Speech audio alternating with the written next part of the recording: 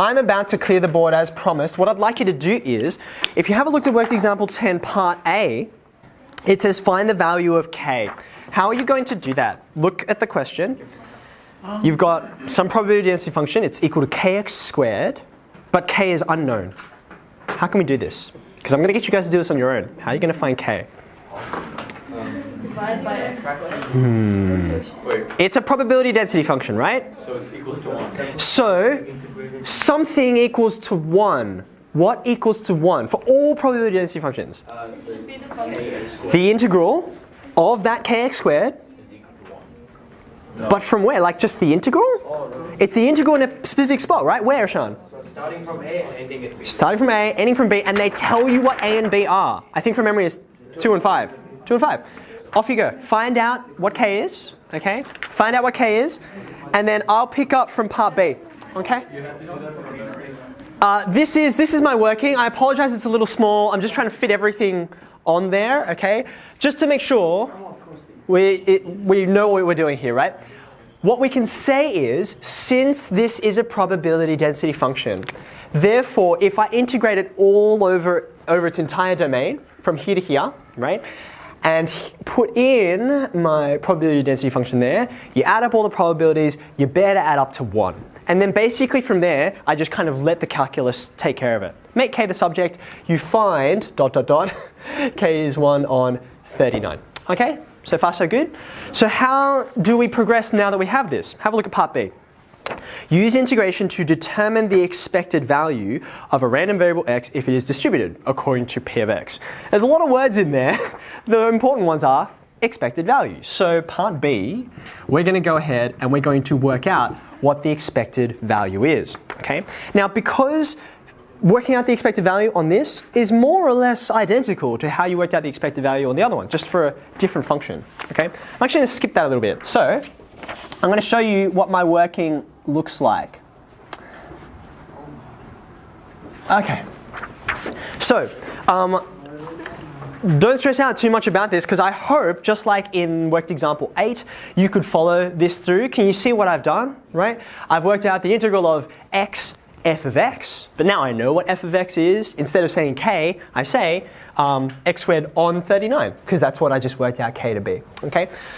Off you go, you integrate, you put in your upper and lower boundaries as necessary, and you get this guy. What did I write? 203 on 52, okay?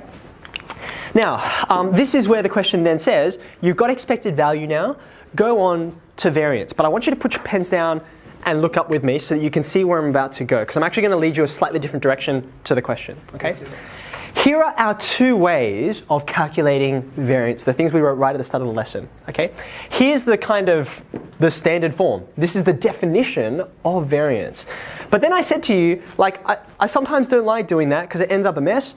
Here's another way we can do it, okay? Now have a look at this probability density function. Is it a uniform distribution? Is it uniform?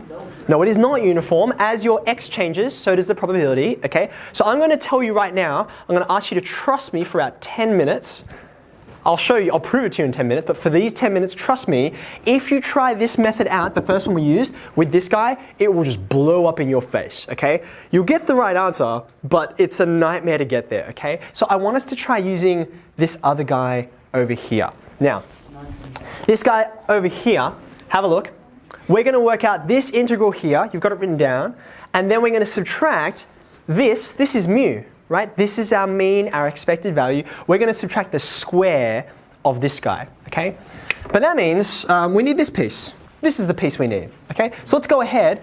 They actually hand this value to you, but I want us to prove that that is the value. And it's actually not that hard. So let's have a go. I want to try and find the integral from a to b, which in this case is 2 to 5.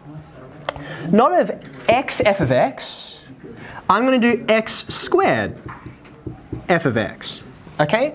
So can you see, like in principle, this is going to be no more difficult than what you just did with expected value. With expected value, it's just a single x. Now it's just x squared, okay? So it's not like a qualitatively different problem, there's just a different power there. So let's just go ahead and make sure we know how to do this. My f of x, in this case, we already said was x squared on 39. Yeah? X squared on 39. Is that okay? X squared, f of x. So what I'm getting is x squared times x squared, which is x to the 4, right? Add your powers there. Yeah. Is that okay? Are you content with that? Yeah. So now I'm ready to integrate. So this goes up to 5. Because I increased the index to 5, I'm going to divide by 5. 39 times 5 should be 195, but go ahead and pop in your calculator if you don't trust me. 2 to 5, and now I just need to evaluate this. It'll just give me a number. 5 to the power of 5. 5, 25, 625. 3. Are you guys going to have to help me out? I don't know what the answer is. It's 3,125 is the next one, but I've got to go one more. So it's like 20. I don't know what the answer is. Can someone tell me? I need the number. Oh, did I skip? No, I skipped 125, didn't I? Yeah. 525, 125, 6. So I do end up on 3125. Yes? 2 to the power of 5 is 32.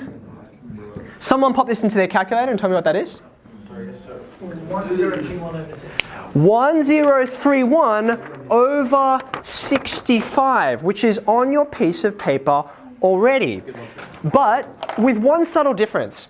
As soon as you get to this point, please put your pens down because I need to highlight something important. And so I want to make sure I've got your attention to do it. Just making sure we're all there. Wrong color. Okay. Now, we get to this answer. 1031 on what again? 1031 on 65. Okay, I better write that down because we're going to refer to it. 1031 on 65. But I want you to look closely at what the question says. They say that this value is equal to this question mark. You're like, what is that? Okay. I want you to look carefully at this and where I said that we came from. Have a look at it, stare at it really hard with me, okay? Remember I told you, this is a lot like calculating expected value. Remember that? Except, instead of an x, there's expected value, right? I put in an x squared. Remember that? Put the x squared in there, we're already jumping ahead. Right. So because I'm doing this, x squared, it's really the expected value of x squared. Whatever I put in here, it's the expected value of that guy, okay? Now the reason this is important, the reason I'm highlighting, it's like, why so many ways of writing the same thing? So if you asked the question before, what's on the reference sheet? And the answer is this guy, okay? This guy is on the reference sheet. So even though this is what you're actually calculating, this will actually be what it's often written as. Because as you can see, this is more succinct than that, okay? I know your brain hurts right now, so does mine, but I promise with familiarity, it'll be just like differentiation and regular integration. You'll become more comfortable with it, so give yourself some time. Okay, so now that we have worked out what, here it is, what this guy is. See that? We just worked out that. It's 1031 on 65. Now I'm ready to work out variance. So variance equals, okay, that guy. 1031 on 65, take away mu squared, whatever mu happens to be. Thankfully, we already worked out what mu was. It's this guy. Squared, okay? This is just calculator work. Someone already worked it out? It's like 0 point something. I know that because they're small numbers, but 0 point, I'm not sure what it is. Anyone get there? Give me 4 decimal places. 0.621. 6215 and some other stuff. And that's it. There's your variance. If you wanted to then work out what standard deviation was, you'd take the square root of this guy. Can someone go ahead and say square root answer for me? Because I just don't have a calculator. 7884. 7884? Cool, that'll do. Okay. Now, I said to you before, right? We've got these two methods for working out variance. We need to choose carefully. It's a bit like when you were differentiating. You're like, should I use the quotient rule? Should I use the chain rule? And obviously, choosing one way is sometimes a lot more efficient than the other. And I asked you to trust me for 10 minutes that this would be the better way to do it. I'm going to show you now what happens if you try the normal way on this question, okay? And I just want you to know this really hurt to do this, but I did it so that I could prove to you guys that we're not just saying you should do this. This is the alternative, okay? So, have a look, right? That's doable. Where it's, it's doable if you have a death wish, okay? Now, just have a look at the working with me, and you'll see why this method leads to this problem, okay? See when you've got x minus mu all squared, x minus mu all squared, okay? Here's my mu right here. So I put it in. I want x take away mu all squared. You can see it over there on the left-hand side, okay? And then I also have to multiply by my f of x, which in this case is x squared on 39, okay?